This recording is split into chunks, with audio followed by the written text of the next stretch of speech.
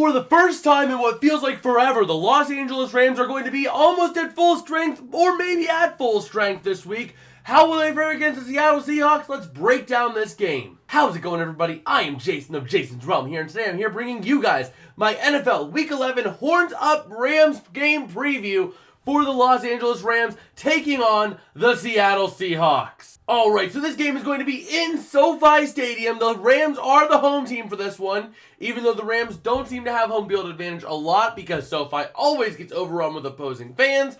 The Rams are trying to fight for their playoff lives. Taking a look at the playoff picture right now as it stands, the Los Angeles Rams are currently the 12 seed at 3-6. They are 3 solid games out of making the playoffs. The Seahawks at 6-3 are currently the 5th seed. The Rams not really playing for their own playoff lives, more so playing to play spoiler, but at the same time, the Rams also trying to fight their way to get a very high draft pick in the upcoming draft. Right now, they are looking at easily close to a top 5 pick, and it's getting better for the Rams week in and week out. But the Rams are finally healthy, and we'll look at the injury reports here in a little bit. Meanwhile, Seattle is trying to basically make the playoffs. They're trying to keep their season alive. They're 6-3. They're 2 games ahead of the Buccaneers and the Commanders and the Falcons, who are at 4-5 and 4-6. So the Seahawks have a little bit of leeway room to lose a game or two, but they are trying to clinch as soon as possible because then that takes a huge weight off of their shoulders. How will they do? Let's go ahead and dive into these injury reports to see how healthy these teams are. So we'll start off with the easy one here. The Rams having 1 player with a designation. They had 3 players rest, Cooper Kupp, Ryan Allen, and Aaron Donald on Friday, but they did have 1 player who is still questionable for the game, and that is defensive back Kobe Durant. He is one of the bigger corners one of the bigger backs in the defense that is honestly very thin and kind of suspect at times. They do have their moments, but they are very suspect at times as well. But they will be very healthy on the offensive line, will be at full strength. The defensive line will be full, and that front 7 can do some damage, especially against that Seahawks offensive line. We saw it in Week 1 when the Rams managed to beat the Seattle Seahawks earlier in Seattle, which, by the way, is not an easy environment to play in the 12s. So the Rams looking very healthy going into this matchup. Basically the healthiest they've been since Week 1. So meanwhile, going over to the Seattle, they have a bit of a bigger injury report. You have 1 player ruled out already, wide receiver Derek Young with an abdomen injury. And he was ruled out after not practicing Thursday and Friday. Then you got 4 players who are questionable. Cornerback Trey Brown with a toe-foot injury. Did not practice on Friday. It looks like he sustained that injury late on Thursday, early Friday, something like that, to where he's ruled questionable right now. We'll have to see how he plays, but that was a late creeper onto the injury report.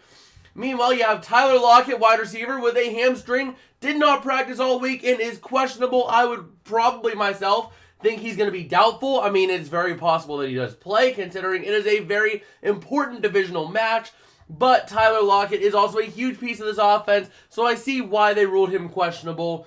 You also have safety Jamal Adams. Basically, it was a resting and knee injury. So he did not practice Friday due to resting. The fact that they were able to rest him tells us that he is probably going to play in this game. He only practiced it on Thursday in limited participation. Did not practice Wednesday, did not practice Friday. But he is ruled questionable. I would say he is trending towards playing if they're looking at resting him. Except Seattle looks like they rested on Wednesday, so maybe not. Now that I'm looking at this injury report here, the resting players, Jordan Brooks was also rested on Wednesday, but he also had a knee injury. So I don't know. It's basically a toss-up, but I would say Jamal Adams is probably going to play. You also have tackle Abraham Lucas with a knee injury. Limited participant Wednesday and Thursday and did not practice on Friday. It looks like he's trending down, but they also might have been a bit more lenient on Friday to help him get to full strength for Sunday. So that being said, we'll have to see how things play out for the Seahawks, but definitely not as healthy as the Rams with big names on there like Tyler Lockett and Jamal Adams. If those 2 players don't play, those are 2 huge losses for the Seattle team, who is trying to defend themselves. Alright, so the big player for me to watch in this game is obviously going to be a group of players. It's going to be the offensive line of the Rams. This group is finally healthy again. Can they protect Stafford? If we look at the games the Rams have won, they have won the game in the trenches offensively. The offensive line has given Stafford enough time to do his work. He's had enough time to throw and get the ball out to his receivers and running backs or tight ends as need be. So he has had the ability to get the ball out where it needs to be. Whereas the games they've lost, the offensive line looks ugly. Downright pitiful. That offensive line has been absolutely disgusting in games they've lost. So if the Rams offensive line manages to play very well together and they play great being together again, then I think the Rams do have a fairly decent shot at winning this game. Meanwhile, if they just completely fall off a cliff, have no synergy, anything like that, then the Rams offensive line will fall and the Rams themselves will fall with the ship. Meanwhile, for Seattle, there's not really a lot of big concerns to watch for them that I've seen. I guess we could throw out maybe how Geno Smith does. He's been all right this year. Not been as dominant as last year, but still, he's serviceable as a starting quarterback right now in the league, and he's doing decently well for Seattle. So we'll see how he's able to keep that going. But now let's just go ahead and dive into a final score prediction here. I'm going to take the Rams in this one. I'm going to take the side of health here because the Rams are finally healthy again.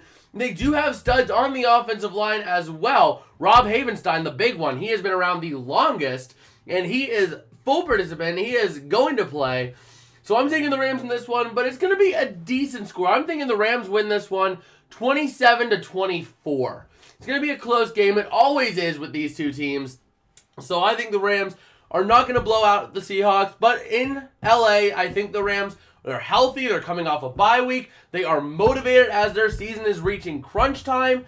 As much as I might not want the Rams to win because I want us to draft our QB of the future this year because it's a deep quarterback draft, starting headline with Caleb Williams and Drake May. But you also have Bo Nix. You have Shador's going to be next year. But you have a lot of options this year at quarterback in the draft. And if the Rams keep winning games, they're going to fall down that draft board.